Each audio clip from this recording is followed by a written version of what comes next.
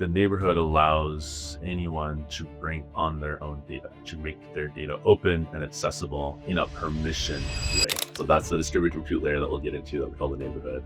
All of that to say, we don't have any storage internally. So there's no database of all this blockchain data. So it's that sharing of compute and resources and networking all under the hood. So that's collectively what we call the neighborhood. Instead of tapping into these massive data centers that are getting extremely expensive, let's just use all the devices already in everybody's hands, yet again, without ever having to touch the original data source. That stays as it is, and the end user gets a fully personalized experience. Hey, welcome to this podcast, basically from the indexing company. And this is not really a recurring podcast, but more of an open conversation that we want to have around what we're building at Indexing Co. We are building the neighborhood, which is a distributed data processing network. And we have that network in-house and we run it for customers that streams the data for them. But we're in the process of opening up that network so that others can come in and provide data and compute. So we want to be clear on what we're building, have a bit of like a open conversation, what our vision here is. So I am Dennis, head of research, and I'm here with Brock, CEO and co-founder. We're just going to have the conversation on basically what we're doing, because we're talking about all of this internally, but it's better to even show to the world and see how others can contribute. So welcome, Brock, to our first podcast. Not together though, but I know. I was thinking back to like how we met, because you had a podcast way back then, right? I don't think I ever ended up on that one, but yeah. It's like coming full circle. Exactly. Yeah. And now I'm actually on the team and doing another podcast. That's how I communicate, basically. So what happened like since then? Maybe we can just like start with an intro on what we've done the last 2 years at Indexing Co, what we're currently doing. Yeah. What I want to say is the last 2 years, I found a lot of ways to not make things work. We've done a lot of iterations, a lot of R&D. I'd say we're on version 5 of our infrastructure, for instance. We've iterated a lot there. We've gone from struggling to index 5 chains to freely indexing 120 plus. Yeah, we worked with, we went from doing 1-2 customers to we worked together with, over 80 in the last couple of years. Yeah, we've iterated a lot, explored a lot, and I feel like coming out of that, we now know our path, which is largely why we're here. Yeah, and maybe to recoup about like who are our customers and how do they look like. I often get the question, but who's your customer? And then basically the answer is anybody. So that can be like analytics, like multiple chains, like tracking every transaction or all these protocols to a single protocol that just needs their own contracts decoded. And I think what we've been seeing in that process of onboarding all these customers is basically there is always like a tail end that is like super underserved. So there's a new chain popping up and then other indexers or data providers don't support that yet. And that's what we've been chasing, basically trying to onboard a new chain as quickly as possible and making the infra ready for that. And I think that's one of the important points to remember later in this conversation about how we tap basically into that open data. So it took us 2 years to make this scalable, but now we can automatically onboard chains, or it takes us like very little effort to do that and tap into new data sources. So maybe to talk about the tech, because one of the key points here is we have all these different networks, and some indexers only focus on EVM, but I think what makes us unique is that we can also do other types of data. So there is a thing where we're like data agnostic, but what does that actually mean, and how does that look in our tooling that we don't fit like a predefined data model on this? Yeah, so what we sell to the market today are these pipelines where we are indexing various blockchains, we process it on demand, so I'll get into what that means. Then we deliver all that to customers. All of this, though, is just product built on top of our actual innovation, which is the tech stack under the hood.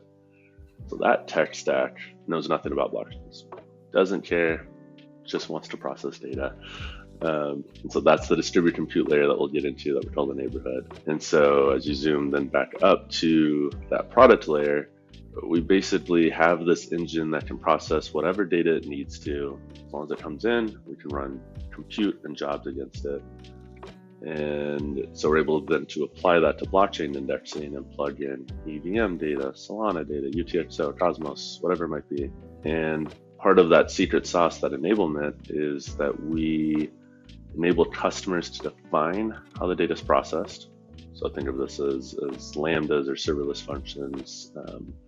It's code that they can write, our infrastructure runs, and through the sort of magic of distributed compute, we can do that fast enough that we do it on demand instead of having to pre-process. All of that to say, we don't have any storage internally, so there's no database of all this blockchain data.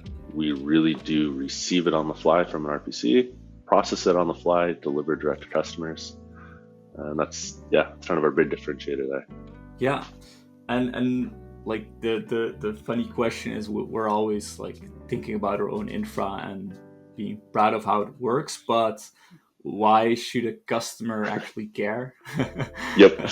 Yeah, as you as a business, you know, you can get data from all these different sources, and you know, why does it matter that you can do these transformations? Why does that have to be like flexible? And why?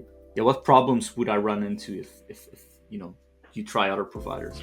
Yeah, so our service is push, not pull. We don't have a query layer. There's not an API. We're going to write directly to a database, push to a Kafka queue. It's event driven in that way. If you are using existing solutions that are pull, so API, query, whatever it might be, you are literally buying data from somebody else. It's their formats. You're going to get it on their time. You have to go pull. There's usually a lot of latency. It's not going to work well for real-time apps. It's going to get expensive at scale. And you're very, very likely going to need to post-process that data. So you're already paying for it once, and then you still have to process it again. And I think you're starting to see this come out with more and more companies just going straight to the RPC at that point. You're going to pay for an API endpoint, just go to the RPC, do your own processing end to end. So that's sort of one flavor. The other flavor, other companies on the market doing push services, so pushing data to businesses. Those, again, are generally coming from something that's been pre-processed. They'll be usually they're EVM specific.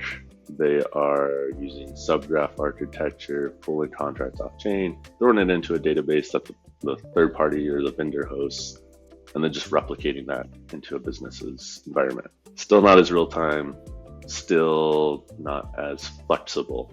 This is very just basic decoding.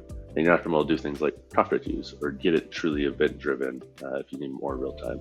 So all that to say, what we're building is really scratching our own itch from 9 years in Web3, trying to build blockchain powered applications. And so the things we focus on are making enterprise grade infra more accessible, so lowering those costs, and then acknowledging that every business is unique. They're gonna need unique data, so give them the controls to make that happen without having to build all the infra themselves. So the infra is typically not what makes a business unique. Yeah, and I think that is what I've been seeing too in some of the research I'm doing on like data in this space, is that there's a lot of indexers that actually like wound down or couldn't serve like the whole spectrum because it just takes a lot of like effort to process that data. The infra couldn't keep up, or there's just a lot of like storage costs because you have to store all of that data without like actually going back to the blockchain, which is funny because like a blockchain is in a way a database, and it's more about like how to get that data out, filter it, how to process that. And then what I see on the company side is that actually a lot of people are back at doing it themselves in-house because they tried all these solutions and are like, yeah, this is just not what fits what I want to build. So I think that's what we're trying to do, like flip that script and try to be flexible, so there's always a way we can serve a company in their infra and how they want that at this moment. Which always takes a lot of like talking to these businesses, but I think that's what we like learning about how the product works, learning about what data they need, and how to basically process that so they can directly use it, directly power their products and provide that to their users. So I think that is like a bit of a bridge to what we're trying to build here, because we're calling it the neighborhood, and it feels quite friendly, friendly neighborhood, where your friendly neighbor is helping you out, and that's what we want to be. But there is more to that. So the network we've built is streaming that data to all these customers. But why is like the neighborhood actually a good name for that? Because like distributed compute, it sounds quite abstract. But how does that look like if we apply some kind of a neighborhood name to this? Mm-hmm. Yeah, I want to come at it from a couple different angles, but stop me or jump in. One, the short version is, in graph theory, you have peers or neighbors in a graph. And so those neighbors are interconnected on edges, and that's how you can route information. And that's just like general graph theory. So with neighbors, you end up with a neighborhood. That's one way we came up with it. Slightly longer answer, a little more fun. If we look at how enterprise compute has transitioned over the last few decades, or just compute in general, we went from, over the last 100 years even, we went from single giant servers taking up the size of a gymnasium to personal computers. This is like the early days of the web, say in the late 80s, early 90s. The whole internet was served off home computers and labs. Somewhere along the way, companies like Google, Apple, Microsoft, not Apple at the time, excuse me, Amazon, Google, whatever, they realized that doesn't scale. They started building out data centers. Along the way, they're like, hey, we can resell this data center as cloud computing. So that's been the last couple decades, 3 decades, I'd say. It's sort of the transition into cloud computing, where instead of running servers you control, you're now renting servers from these behemoths. All fine and well, except we realize that also starts to break at scale. And there are increasingly global needs for compute. And what I mean by that is a company might need to run servers in multiple jurisdictions, multiple geographic locations. Maybe it's for redundancy, maybe it's for regulation, whatever it might be. In all cases, though, it ends up being a better experience for their users if they can run compute closest to their users. Say all that because now what we're starting to see, the trends are going towards not just cloud computing, but trying to do distributed and clustered cloud computing. So being able to deploy in multiple regions, frankly, it's just getting expensive. It's cumbersome, it's expensive, and it's not accessible to most businesses. We, as Indexing Co. and an industry, don't really see this trend changing anytime soon. This is just sort of the path the world is on. So what we're trying to do is flip the script. At Indexing Co., at least, we're acknowledging that there's, I don't even know how many, tens or hundreds of billions of devices out in the world. Our basic premise is, instead of tapping into these massive data centers that are getting extremely expensive, let's just use all the devices already in everybody's hands. You can't get closer to an end user than in their hand directly. And so there's been enough innovation in Web3 technologies. This isn't about crypto, it's about peer-to-peer computing, privacy controls like ZK. All of that can level up and actually allow us to build this compute network, this full communication layer between peers. And so as we start to think in that regard, going away from cloud computing, doing this net new thing, this is the more friendly. I've got an application, I'm an end user, I'm going to, with the help of my peers or my neighbors, make this app work for me. And so it's that sharing of compute and resources and networking, all under the hood. So that's collectively what we call the neighborhood. Yeah, and there's a lot to that. I think one of the important parts is that we see like Web3 as a go-to market for this neighborhood network. So we're now processing basically per block, and a block on a blockchain is a very small piece of information. So that means that you don't have to send that to a huge server. It's just like you just need one server that just does a little task and that's it. And I think that's different from other data infra providers or data providers, is that they just have beefy machines that process the whole batch and process everything simultaneously. What's the difference in that approach? Like, of course, you mentioned like networking is so important here that you need that coordination, but the technology is now here to be able to do that. So why is it actually unique what we're doing here? Is it a new principle that we're applying? Because like parallel processing isn't really new, especially not like in a cluster. But where is this different from just having multiple data center servers running? Yeah, I think the best way to put it is we're trying to be entirely hardware agnostic, is maybe one way to phrase it.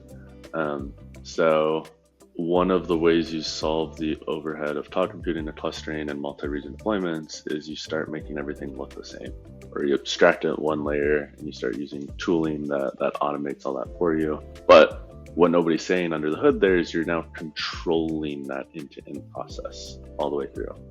Part of what we're unlocking is the ability to tap into the compute on all the devices in the world without having to control them. So there's an explicit difference there in how you think about architecting a solution like that. And I think along with that, we've seen various protocols pop up where they are doing, say, DPIN or decentralized compute, decentralized data, whatever it might be. Those generally look like relays. So it's still that pool concept where somebody asks for compute, asks for data. They have a centralized relayer that knows how to route that request to an individual server. Our big difference is that this isn't about routing to any one server or even routing at all. This is truly about leveraging the aggregate sum of your peers to work against that large job or those sets of jobs, if you will. Yeah. I don't know if that quite touches on it, but yeah. Yeah. So how would that look like for a user? Let's say I'm going on Uniswap. I want to buy a new coin. Yep. There's maybe some analytics on a page, or it shows my holdings in my wallet. How would this process look like with a distributed pipeline in the neighborhood? Yeah. So you as an end user, you would load this dashboard, same as you typically would. And I think the point is that your experience shouldn't change. If anything, it should get faster. But what's happening under the hood when you load that page is your browser, that application, whatever it might be, it's tapped into this neighborhood. It is a neighbor, and it's able to do two things simultaneously. It asks the neighborhood for the data you want, processed in the way you want. And so through the peers in the neighborhood, it goes out, sources the data, and then also does that data processing so that when it comes back to your application or your browser, it's fully ready to display. You can think of this conceptually similar to going to a database, running a query, getting results back over an API, and then displaying it. But the magic here is that data doesn't have to be stored in any particular format, and it's all done on demand. So if the application builder wanted to enable a feature of customizing this dashboard, for instance, the application could be customized, completely change the data format or how it needs to be displayed, and ask the neighborhood to do that processing yet again without ever having to touch the original data source. That stays as it is, and the end user gets a fully personalized experience. Yeah, and how I see that is a little bit of an optimization, because one of the problems is that we will only have more and more data. and Yep. like also synthetic data, there's more blockchain data, whatever. And then if what a lot of data companies do is they first load all the raw data, then they build like pipelines and filters to store that again as a copy, and then maybe another step, and then serve that to the user. But there's a lot of like storage that is wasted, just holding that data, and weirdly enough, a lot of that isn't actually used. So I feel it's always like a battle between like how much do you store and how much do you process, and when do you process that. Yes. But I think with the amount of data that we're looking at right now, that it's probably better to just process that and basically just use the pipeline as the processing instruction. So Exactly. like work from the raw data, and then when that Uniswap user comes in, that Uniswap user might have like data from all these different blockchains, but at least you only have to fetch the data for that single user because that user is interested in that. So you're not processing that from 2 million other users, or how many other users are in the platform. It's just like that user that comes in, and you grab that data with the whole network, because I think that's what you will have is like a user comes in, they have a device that's running and it's not doing a lot, just loading a web page. But when it stays connected to something like Uniswap, it can still process data for Uniswap. So that those are the peers that then come in and basically help the next peer that logs in, while you're just like trying to decide if you really want to trade that coin. And of course, because you went on Uniswap, but at least you're still useful for something like Uniswap. And I think, go ahead. Well, I was going to say, I don't know who's going to listen to this, but if it's helpful to whoever is, you start to see this particular concept of, say, landing on a Uniswap web page and having your browser process your information already happens under the hood typically, to some degree. So it'll be your web page is now tapped into whatever network you're trading on, say it's Base. When a new block on Base comes in, your browser is connected to the RPC endpoint, listens for transactions that are yours, and then does enough processing of that data to display it on the front end. What we're talking about is doing that at a massive scale and being able to not only use your own browser, but acknowledging that that's not enough at all times, and being able to leverage the aggregate sum of everyone around you as well. Yeah, clear.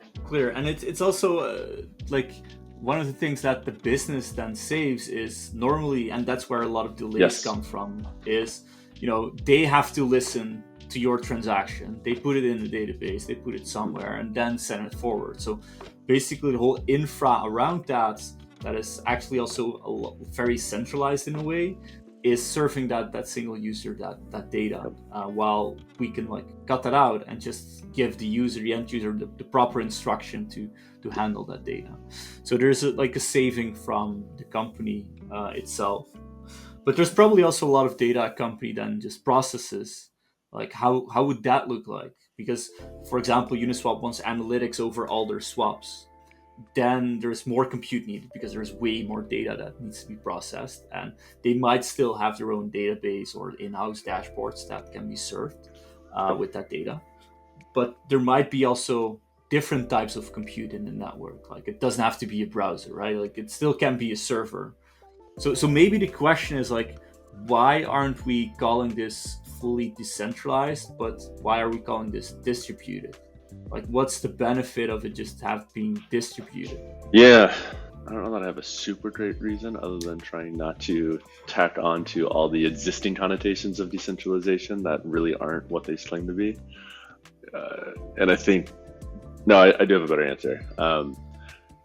Typically, when we talk about decentralization, it's about everybody having the same thing, that equality. So everybody has a copy of the database or the blockchain. Everybody can run the same RPC nodes. Everybody can permissionlessly join in and act identically as everyone else. What we're talking about with the neighborhood is the ability for anyone to participate, but as they are, i.e. it might be a mobile device, it might be a server, it might be the AWS data warehouse, whatever it might be. And so everybody's tapped in and working together in the distributed way, but not in that decentralized way where everyone is exactly the same. This is a very heterogeneous, I guess, set of nodes and participants in the network. And that, at least for me, is the main reason why distributed, not decentralized. Yeah. And I think it's actually excluding a lot of people in the current state of crypto, where sometimes you need to have a server running like that costs thousands of dollars to verify what's happening, which a single user can do, or you as a small company couldn't do.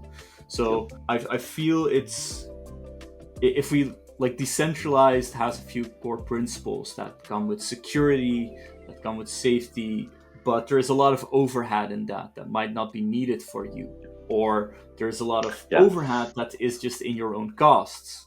So what I see is, and that's an important thing, like we don't really have a very big requirement on node. It can be small, but if you want to run like your own BV server with like our instance and say basically our tech on that, you can do it and have it like fully localized, which gives you all the freedom you want with this, which is even better than decentralized because you don't have to really attach yourself to a network. But if you're, if you want to tap into all that other compute out there without running that server, that's also fun. And I think that way, if we go back to like one of our core design principles, is that we want to make it work for you. So we need to be flexible. You as a business have your needs, have your the money you can spend on this. Like there's probably some choices that you can make, and I think that also goes into like security too, where everything in blockchain needs to be super secure, but there's trades off with speed too, and like some data needs to be very fast, but you don't have to check some security, and some other like data needs to be super secure, so then you need more processing or more calculations to make that secure. And I think not having that baked into a chain or into a network, like this is the set requirements, just gives you a parameter that you can play with and actually configure for your use case. So flexibility, I guess.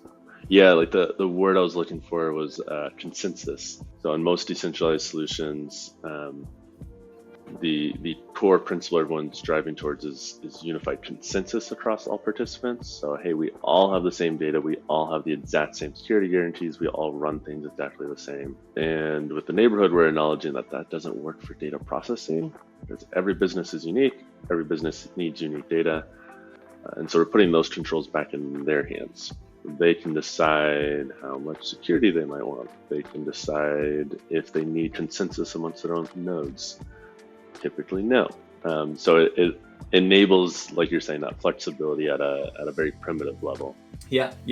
A different way of just handling data, but at least you don't have to fit into our offering. Like it's the opposite way around.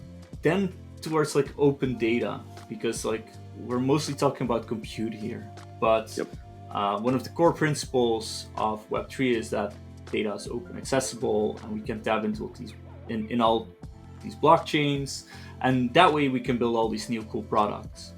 As an indexing company, and we started of course in Web3, it's like blockchain indexing. So there is this notion that we could say like, hey, is it only blockchain data? But I think what we were trying to do with the network is open that up, like not only the compute but also the data itself. So how does that look like? Like who will provide data, and why does that matter to a data consumer? Future state, the neighborhood allows anyone to bring on their own data, to make their data open and accessible in a permissioned way. So there's a nuance there. You can opt in to it being open. So if we zoom back into Web3, there are cases like OpenSea bringing their off-chain order book into a environment where others can tap into it. As we start getting into incentives and a data marketplace and all that great stuff. There's also the world of, say, end users producing data within their applications and opting into allowing their peers to use or view it. Maybe a centralized company can pay them to consume it and run analytics against it. So it becomes a two-way street in that regard. Jumping back to kind of today and yesterday, part of the reason we started in Web3 was avoiding the cold start problem of a network. If you think about this is data processing. That means there has to be data to process. And because it's Web3, we don't have to ask permission to go onboard 120 different chains. We can tap into the existing open data that's out there and treat that as our first kind of pool of data. Yeah, and I think how I see the neighborhood is just like the data pipelines that just move the data from A to B. But so let's say, for example, there's an analytics company that is marking NFT trades or marking some wallets. They have like a model in-house. They think that's super interesting data for the rest of the world, right? Like, then the neighborhood will serve them that raw data. Basically, that's what indexing code already does. You serve raw data, and then these companies do something with it. But what the neighborhood actually will allow is that company also providing their data set to the rest of the network. So now, as a data consumer, you're doing something cool with it, but you can also resell that, so that as like another company comes in and they're like, hey, I want raw NFT data, but this party also has something interesting about the wallets and the NFTs, right? Then that means that that company basically takes in, well, those two data sources, but luckily through the same pipelines, like just the neighborhood itself. So they don't have to attach like all these APIs together, have to have different service contracts. It's also about like unifying all the data in one place, because you want that anyway at some point. Like you need to merge that data. So why not have that in the same pipelines? And then you basically create like an open economy for that data. And the market can value that, or you can like attach your price to that data while not having to worry about the compute, because like that is already solved with those smaller nodes in the network that are processing that. So yeah, I think crypto loves a flywheel effect. I think that's what we're trying to do here too. We have data consumers, we have the compute providers, and we have the data providers. So the moment that a data consumer takes in data, those compute providers will give that process that data and give that to them. And but a data consumer is always like data hungry. So the more types of data that come into this network, the more processing is needed. And I think that's where we're trying to scale this network, with basically demand for that data, but also making sure there's like new data sources and new compute on board.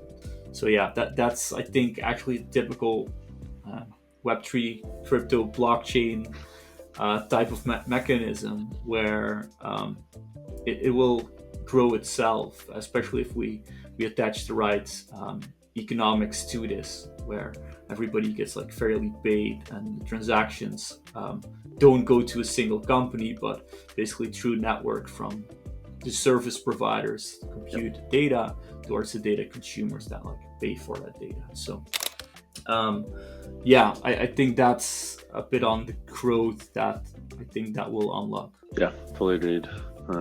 It's I'd say one of those struggles, going back to the beginning of this conversation that we've had. Everything we're building works better at scale. So it's the chicken and egg problem of needing to get to that scale to unlock most of the value.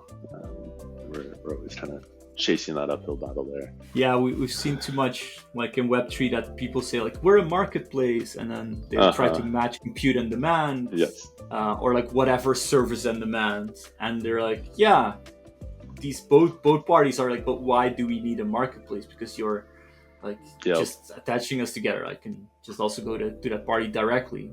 But I think by adding like the compute layer and like data layer together, it's also just a UX improvement. And it's also like, hey, only this way I can get like all the data in one place that I need.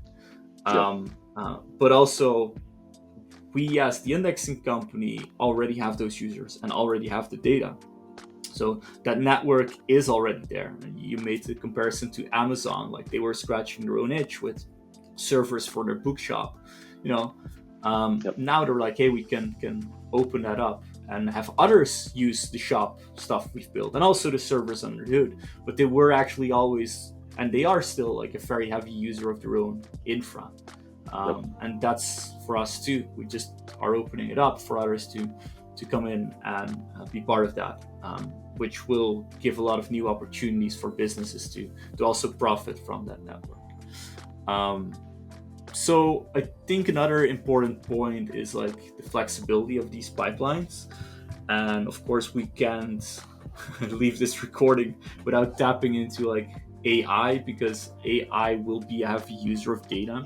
I think one of my frustrations when everybody's talking about AI, it's just about the models and never about the context that these models ingest. But there's a lot happening. Like the recent improvements are AI searching the web for you. Like that's when they became more intelligent and useful to us. But that's basically like just at that moment you need the data. So gapping a bit what we said earlier, just process the data when it's needed. So for an AI, it would basically look the same, but how is that, like, how would an AI use the neighborhood to fetch that data? Like, can it source it on the fly? Can it tell the neighborhood how that's being done? Any thoughts on that? Yeah, I think in the best of ways, we don't view AI differently. It's another actor, it's another participant. So in that regard, yeah, AI LLMs can get all the same benefits that anyone else can get. They can, even today, they can already create pipelines. They can receive that data in, say, a database.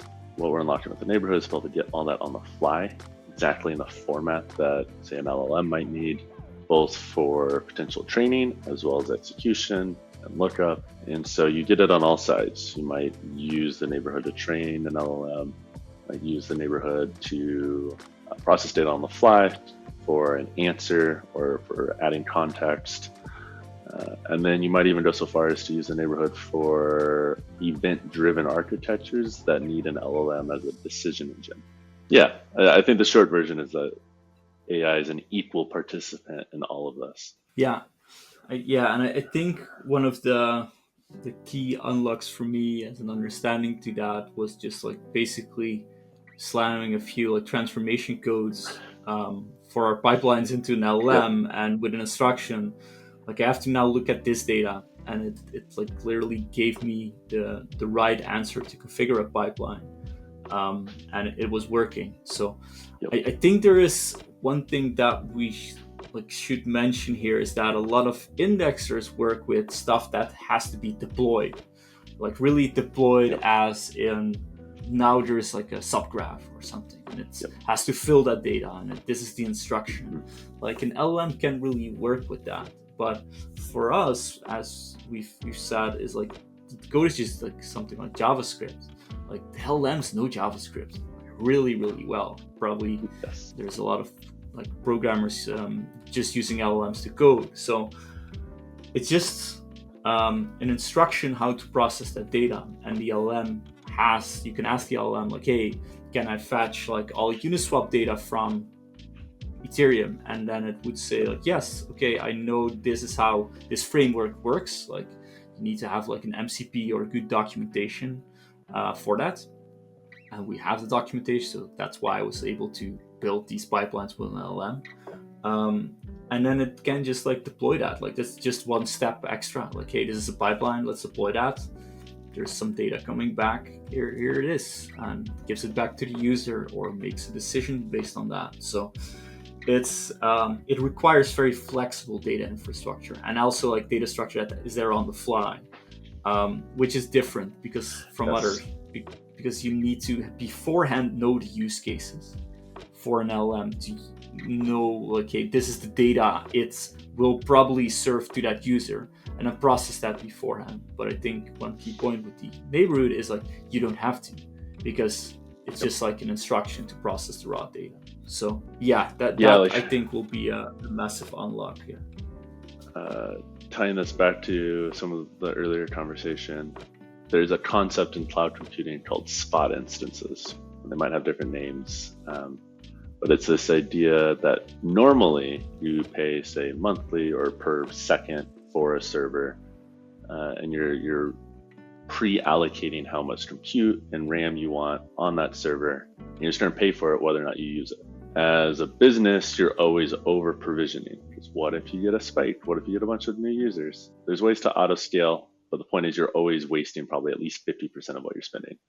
There's a concept that's sort of coming around, it's not very popular yet, of spot instances, where you can say, hey, I'm going to use this portion of a server, but I acknowledge that that server might get deleted at any point. So AWS is able to resell essentially unallocated slots to you, but can also take it back at any moment. Much cheaper compute, no guarantees it's long lasting, tough to build architectures around, because this isn't how people normally build or think about servers. Flipping that around to the neighborhood, basically what we're talking about is that the entire network is spot instances. From the ground up, we assume that no single device or instance is going to be online all the time. This isn't about long-running servers, which also means you don't have to pre-allocate compute. There's no more of that overhead, over-provisioning. It's tapping into the aggregate sum of, say, millions of little tiny nodes, and through that scale, you end up with the redundancy and the reliability that you need. Nice. Yeah. So basically, you're telling the more devices are connected, the more efficient this network actually becomes. Yep, efficient and resilient. Yeah. Yeah. Doesn't mean it's not resilient right now, but we're making that because we know actually how much compute comes in. So that's why we can do that. But of course, if you're opening up a network, there's some uncertainty on like when these spikes happen or not. But at least you're optimizing that because everybody's connected, and you can at least handle that traffic.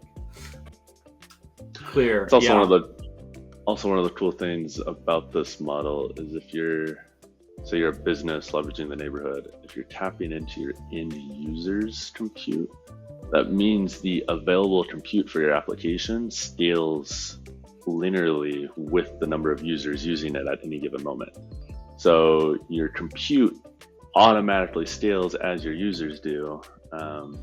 And you avoid this whole round robin that we get where users scale, which means you now have to go scale cloud costs and everything else. And there's always a lag. This is quite literally your users are your compute, one-to-one. As they scale, your compute scales. Yeah, it's and you don't have to do anything to make that scalable. Yeah. Just like happens automatically. So what's the future then for this? We're doing now Web3. But we're constantly basically talking like quite agnostic on like what data or like what company is using this. How do we break open some of these like data silos from Web 2, or how do we onboard them, or like how are we going into Web 2 and making Web 2.5 because they're suddenly using Web 3 tech instead of like Amazon or Google? Yeah, I'll answer it slightly different in that in a roadmap. Where we're at today, we have this protocol, we have this data stack, we have it internally. We manage the network of nodes. We do things like run little Raspberry Pis at home even to help participate in this. The very first phase of this roadmap is opening up the door so that anyone can participate, anyone can run these nodes. And in that process, I think one of the natural steps will be looking for non-Web3 companies that have data processing needs that want to, say, host one of these nodes themselves and tap into the aggregate network because it's faster, better, cheaper than something like a Snowflake or a Databricks. Yeah, I don't know if that quite answers the question, but I think that's the transition that we're working towards now. Yeah, it's I think in general it will also just come down into like hey, we built cool tooling on top. This is just more optimized, it's more stable, so it's just a better solution. That might actually help onboard a few Web2 companies if they're not like, they might be afraid of the Web3 part. Like, no, this is like data infra. It's like, gets you data from A to B, so why not? And then in the process, like, if you want to resell data, you can even do that through this network. I think that's just a good offering. So, yep. I fine enough answer there. Is there anything that we haven't touched on that is actually super important here? There is, of course, like maybe a rewards mechanism. Like we're always saying, like, hey, you're tapping into these users' computes. Like, I think one core principle of Web3 is like, hey, you as a single user can benefit from this. Is there a way that we can like reward these users or businesses? They suddenly save a lot on data infrastructure. Like they can probably like discount or like give tokens in a Web3 way to these users. What's your view on that? Yeah, it's always win token, not Y token. I'm just kidding. I think what we've been talking around is this data stateless protocol has basically 3 layers. A federated storage concept where people, businesses, whatever it might be, can offer their data, make it open to this network. You have a distributed compute layer on top that does the data processing. But even though we're calling it the neighborhood, we can't just assume everyone's trying to be a good neighbor and do this just for the hell of it. There's got to be some sort of incentives. So the decentralized incentives layer on top unlocks that micro transaction ability for consuming and producing this data processing. And as you look towards end users, the way I view this ideally playing out, application builders no longer have to pay cloud compute. They're leveraging their end users' compute. They might normally charge their end users some sort of fee for the application, maybe it's a subscription fee, whatever it might be.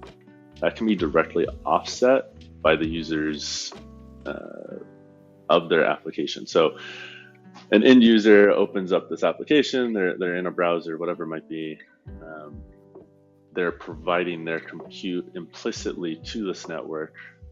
Along the way, they're getting paid out for it under the hood, and that's directly offsetting their own subscription to the application itself. So they might not make a ton of profit per se, but they're also getting to use this application freely and getting premium services, offerings, whatever it might be, without having to pay for it, basically. Yeah, and we always talk about like trying to abstract the Web3 component away. Well, this is it, right? Like your end user is actually using tech, but they don't have to worry about like what network they're connected to. Although it would be nice that they know it's the neighborhood, but they don't have to. But at least they get a better experience and even like cheaper servers. So yeah, it's I think a good way to ensure that you as a business don't bother your users with what tech you're using, because most users don't care and need to know. So yeah, I think that's a strong point.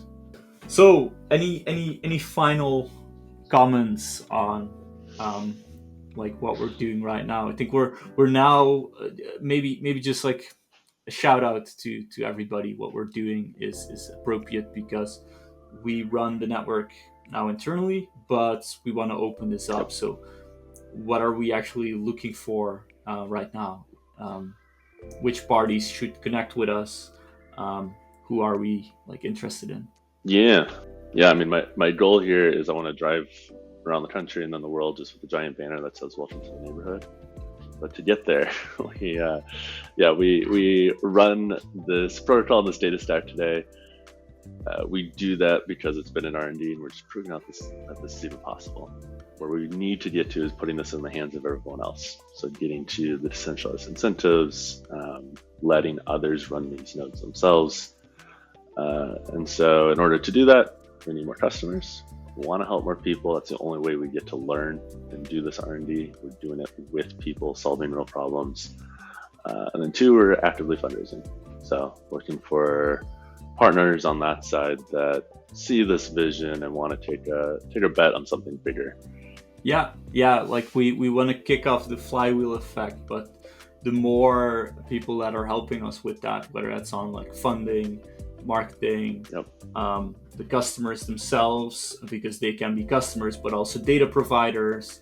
There might be people who want to run like nodes or test the nodes with us.